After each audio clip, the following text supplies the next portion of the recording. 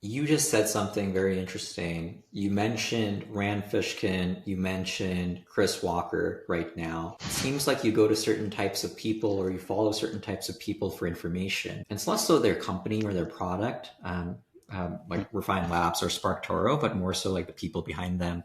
How do you think about the role of people in marketing, especially folks who want to be kind of like figureheads? That might be the founder. It might be someone else. Like at Refined Labs, Chris Walker was certainly not one of the founders, but he is Refined Labs in a way. How do you Right. think about that in terms of effective marketing? I think a good personality can be more effective sometimes than a good brand in getting the message out there.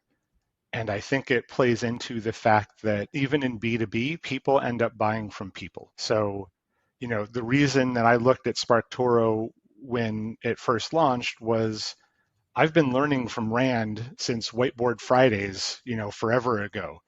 And I know that he's a no BS guy. He is going to be honest to a fault, even, if it is detrimental to him.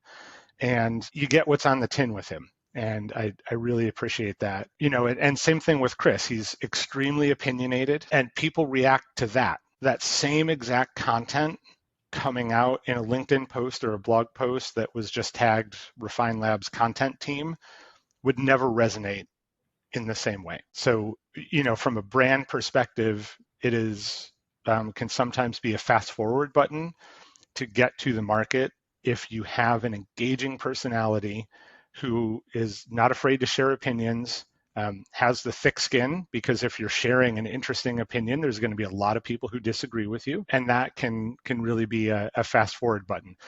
The flip side and danger of that, though, is those people can walk out the door.